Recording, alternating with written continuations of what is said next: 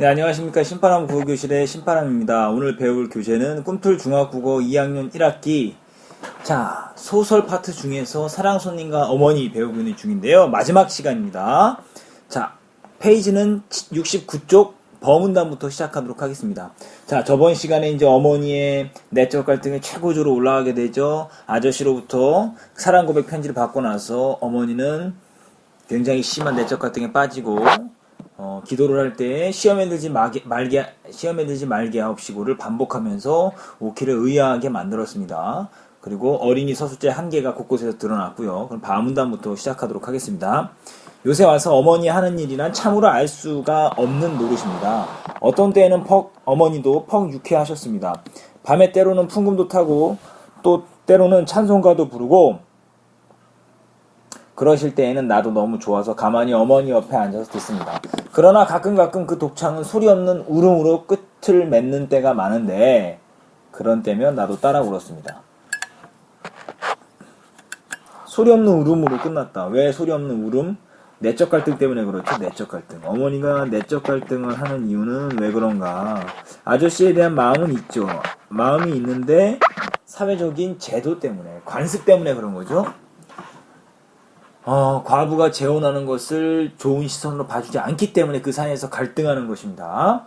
자, 그런데 어머니가 하는 일을 알 수 없는 노릇이다라고 이야기했어요. 오키가. 이렇게 이야기한 것은 바로 어린이 서술자의 특징입니다. 어른들의 속마음을 모르는 어린이 서술자의 한계다.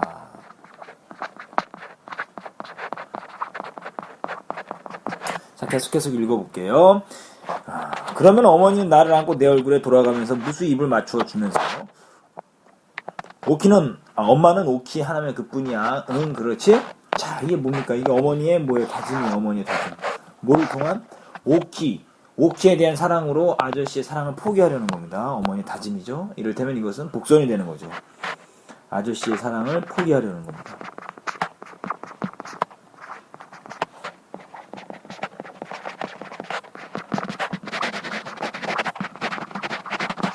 이것을 암시하는 거죠.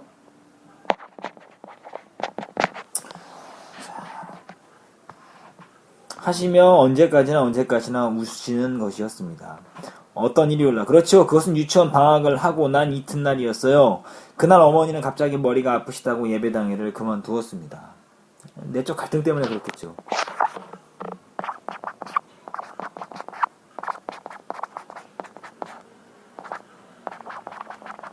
내적 갈등 때문에 이제 머리 싸매고 집에 누운 거예요. 사랑에서는 아저씨도 어디 나가고 외삼촌도 나가고 집에는 어머니와 나와 단둘이 있었는데 어머니가 머리가 아프다고 누워 계시던 어머니가 갑자기 나를 부르시더니 오키야, 너 아빠가 보고 싶니? 하고 물으십니다. 응, 우리도 아빠 하나 있으면. 자, 오키가 아버지에 대한 뭐죠? 그리움이죠. 이게 소망이에요. 오키의 소망. 오키의 바람이죠. 나는 혀를 까불고 어리광을 좀 부려가면서 대답을 했습니다. 한참 동안 어머니는 아무 말씀도 아니하시고 천장만 바라보시더니 오키도 아빠가 없는 건 아니지. 그저 일찍 돌아가셨지. 오키가 이제 아버지를 새로 가지면 세상이 욕을 한단다. 자, 요게 뭐예요? 요 부분. 밑줄 쳐 있는 디귿 요 부분이요. 바로 어머니가 사랑을 포기하려는 이유예요.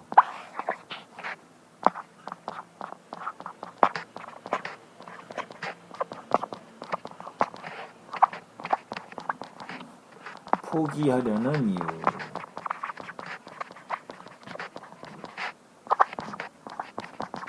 첫 번째가 뭐냐면 봉건적인 사회 분위기 때문에 그렇습니다. 봉건적인 사회 분위기라는 게 뭐냐면 여성의 재혼을 부정적으로 보는 거예요. 봉건적인 사회, 여성의 재혼, 그것을 부정적으로 보는 겁니다. 재혼하면 안 된다! 이런 시대적 분위기 때문에 그렇게 이야기하는 거죠. 오키는 아직 철이 없어서 모르지만 세상이 욕을 한단다. 사람들이 욕을 해. 오키 어머니는 환양년이다. 이러고 세상이 욕을 해. 오키 아버지는 죽었는데 오키는 아버지가 또 하나 생겼대. 참 망측도 하지. 이러고 세상이 욕을 한단다. 그리 되면 오키는 언제나 손가락질 받고 오키는 커도 시집도 훌륭한데 못 가고 오키가 공부를 해서 훌륭하게 돼도 그까지 환양년의 딸이라고 남들이 욕을 한단다. 미추천에는 리을. 어머니가 사랑을 포기하는 이유 2번이에요. 왜 포기하냐면 오키의 미래 때문에. 오키의 미래가 엄마로 인해서 부정적으로 영향을 받을 수 있기 때문에 오키의 미래에 대한 염려 때문에 어머니가 사랑을 포기하려고 하는 겁니다. 어머니는 혼잣말 하시듯 드문드문 말씀하셨습니다. 그러고 한참 있더니 오키하고 부르십니다. 응? 오키는 언제나 내 곁을 안 떠나지. 오키는 언제나 엄마하고 같이 살지. 오키는 엄마가 늙어서 꼬부랑 할미가 되어도 그래도 오키는 엄마하고 같이 살지. 오키가 유치원 졸업하고 소학교 졸업하고 또 중학교 졸업하고 대학교 졸업하고 오키가 조선소 제일 훌륭한 사람이 돼도 그래도 오키는 엄마하고 같이 살지. 지금 동그라미 쳐놓은 부분 뭐죠? 시대적 배경. 시대적 배경을 짐작하게 하는 말들이다. 시대적 배경이 언제였죠? 1930년 일제강점기다. 라는 것 기억해 두시길 바랍니다. 그래도 오키는 엄마하고 같이 살지. 응? 오키는 엄마를 얼만큼 사랑하나? 이만큼 하고 나는 두 팔을 쫙 벌려 보였습니다. 시대적 배경 요거 좀 잘 기억해 두세요. 소학교하고 조선. 자, 다음 페이지 넘어갑니다.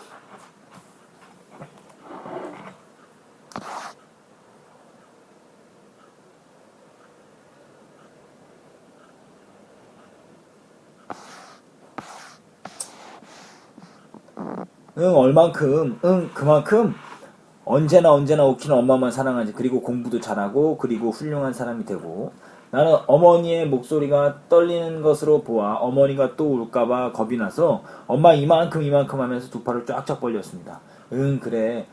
오키 엄마는 오키 하나면 그뿐이야. 자, 다짐하는 거죠. 엄마가 지금 자신에게 다짐하는 거예요. 결심이죠. 어머니의 결심. 오키와 단둘이 살기로 결심하는 거죠. 사랑을 포기하는 겁니다. 아저씨와의 사랑을 포기하는 것으로 마음먹어. 세상 다른 건 다 소용없어. 우리 오키 하나면 그만이야. 그렇지 오키야? 야, 여기서 말하는 다른 건 뭐겠어요? 아저씨와의 사랑이죠. 우리 오키 하나면 그만이야. 그렇지 오키야? 응? 어머니는 나를 당기어서 꼭 껴안고 가슴이 막혀올 때까지 자꾸만 껴안아 주었습니다. 그날 밤 저녁밥을 먹고 나니까 어머니는 나를 불러앉히고 머리를 새로 빗겨주었습니다. 댕기도 새 댕기를 들여주고 바지, 저고리, 치마 모두 새 것을 꺼내 입혀 주었습니다. 자, 그날 머리를 새로 빗겨줬어요. 댕기도 새 댕기, 바지, 저고리, 치마 모두 새 것으로 줬어요. 이건 뭡니까? 마지막까지 최선을 다하는 어머니.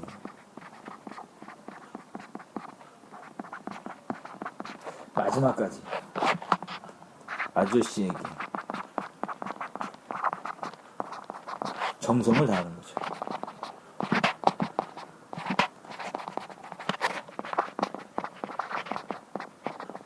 마지막까지 아저씨에게 정성을 다하는 거예요. 이별의 뜻을 이제 전할 겁니다. 엄마 어디 가? 하고 물으니까 아니 하고 웃음을 띠면서 대답합니다. 그러더니 새로 달인 하얀 손수건을 내려 내 손에 쥐어주면서 이 손수건 저 사랑 아저씨 손수건인데 이것 아저씨 갖다 드리고 와. 응? 오래 있지 말고 손수건만 갖다 드리고 와. 이내 와. 응? 자, 여기 보세요. 하얀 손수건. 손수건은 어떤 이미지죠? 손수건은 이별의 이미지입니다. 이별의 이미지. 이게 뭐예요? 이거는 이별을 상징하는 거예요. 아저씨에게 이별을 통보하는 거죠.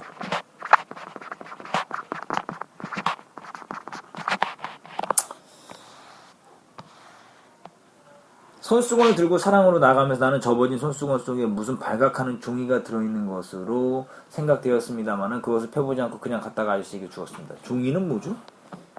이거는 사랑을 거절하는 내용의 편지겠죠. 이건 사랑을 거절하는 내용이 담겨있는 편지겠죠. 아저씨는 방에 누워있다가 벌떡 일어나 손수건을 봤는데 웬일인지 아저씨는 이전처럼 나보고 빙긋 웃지도 않고 얼굴이 몹시 파래졌습니다. 이제 긴장한 거죠. 갑자기니까 긴장한 거죠. 그러고는 입술을 질근질근 깨물면서 말 한마디 아니하고 그 수건을 봤더군요. 여기 나타낸 아저씨 심리는 긴장이죠. 긴장. 초조함이죠.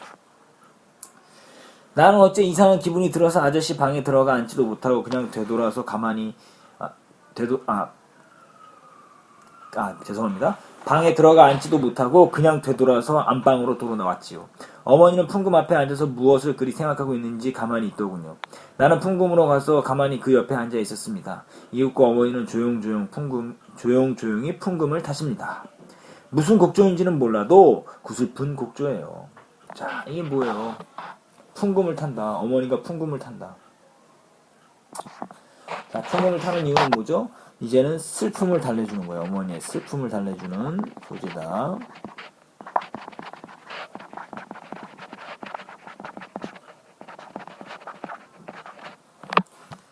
밤이 늦도록 어머니는 풍금을 타셨습니다. 그 구슬픈 곡조를 계속하고 또 하면서. 왜 풍금을 계속 탔을까요? 어머니 마음, 사랑을 포기하는 마음을 정하긴 했지만 그 마음 어때요? 싫어서 포기하는 게 아니지 않습니까? 사랑을 포기해야 되는 안타까움 때문에 그런 거죠.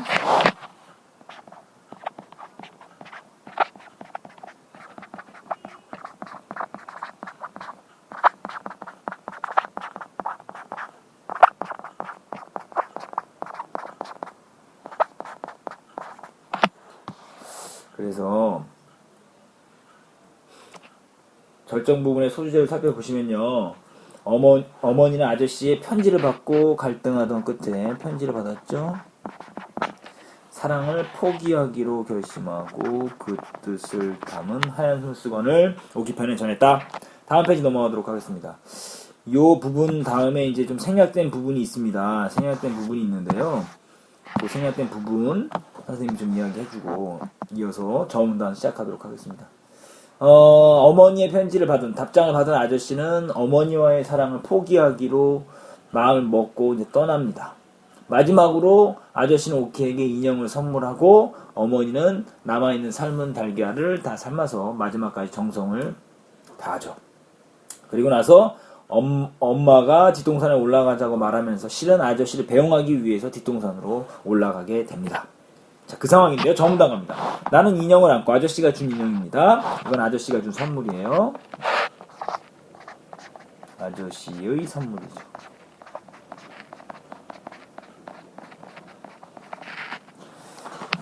인형을 안고 어머니 손목을 잡고 뒷동산으로 올라갔습니다. 뒷동산에 올라가면 정거장에 빤히 내려다 보입니다. 그럼 엄마가 뒷동산에 올라온 이유는 뭐하기 위해서? 아저씨를 배웅하기 위해서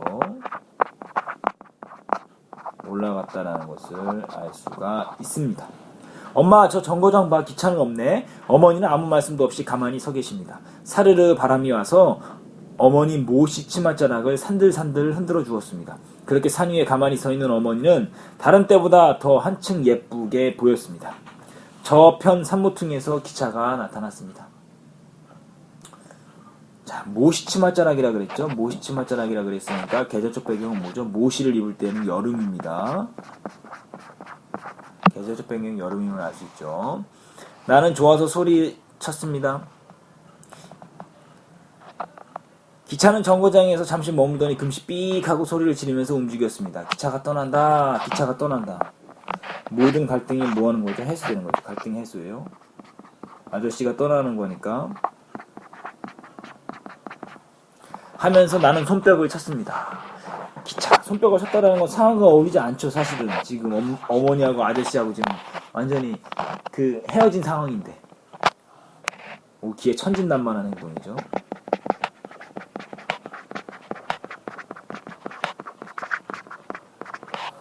기차가 저편 산모퉁이 뒤로 사라질 때까지, 그리고 그 굴뚝에서 나는 연기가 하늘 위로 모두 흩어져 없어질 때까지 어머니는 가만히 서서 그것을 바라다 보았습니다. 어떤 마음이었을까요, 엄마는? 계속해서 바라보는 마음은 슬프고 안타까움이겠죠?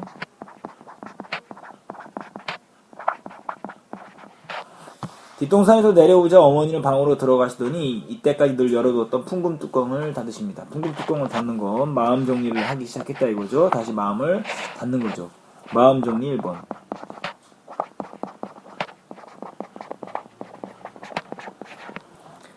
그러고는 거기 쇠를 채우고 그 위에다 이전 모양으로 반지꼬리를 얹어 놓으십니다. 그러고는 그 옆에 있는 찬송가를 맥없이 들고 뒤적뒤적 하시더니 빼빼 마른 꽃송이를 그 갈피에서 집어내시더니 오케이, 이거 내다 버려라.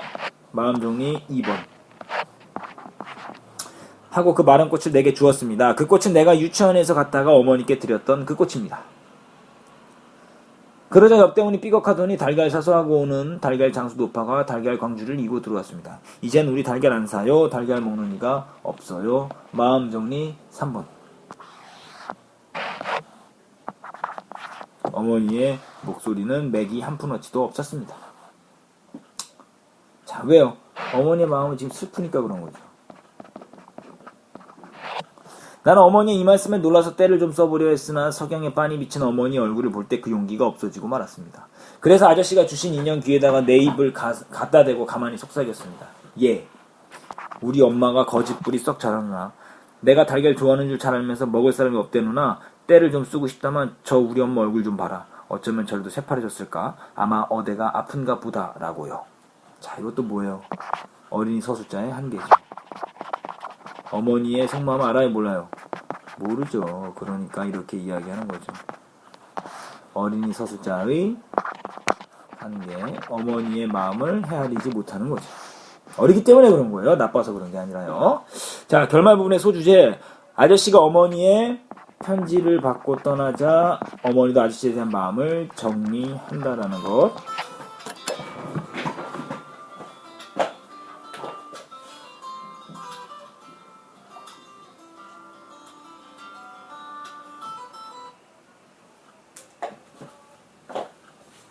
기억해 두시길. 자, 그럼 다음 페이지 넘어가 보도록 하겠습니다. 소단원 한눈에 보기. 자, 한번 정리해 보시죠.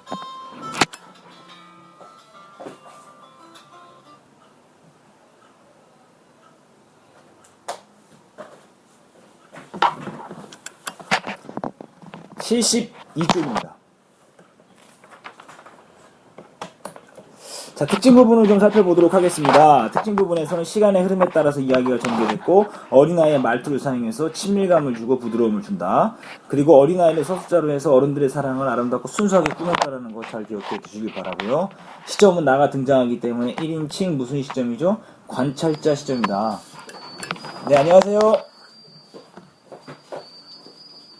민진아.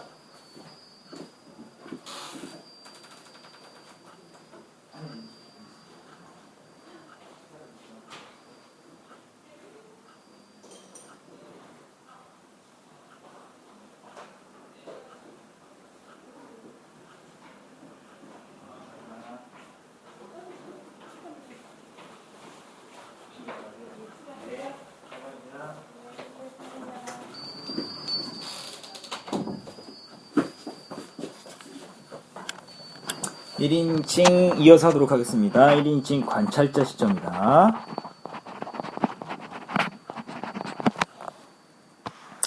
자, 주제는 뭐죠? 사랑과, 아저씨에 대한 사랑과 보수적 윤리관, 여성의 개가 재혼을 부정적으로 보고 있는 그 보수적 윤리관 사이에서 갈등하는 어머니와 사랑손님과의 사랑과 이별이죠. 그래서 어머니 내적 갈등이 굉장히 심했다는 것 알 수 있습니다. 구성을 잘 살펴보시도록 하고요. 소재의 의미 좀 더 잘 살펴보시길 바랍니다. 아버지 사진과 옷은 아버지에 대한 어머니의 그리움을 상징하고요. 꽃은 이거 오키가 준 거죠? 아저씨가 준 게 아니죠? 아저씨에 대한 어머니의 사랑, 어머니의 내적 갈등을 심화시키는 소재. 풍금은 아버지에 대한 어머니의 그리움과 추억, 그리고 아저씨에 대한 어머니의 사랑. 풍금 뚜껑이 열렸다라는 것은요. 그리고 어머니의 심적 갈등을 상징하고, 나중에 풍금 뚜껑이 닫혔다라는 건 마음을 정리했다는 거 기억해 두시길 바랍니다. 그리고 오키와 아저씨가 친해지는 계기는 삶은 날개리죠.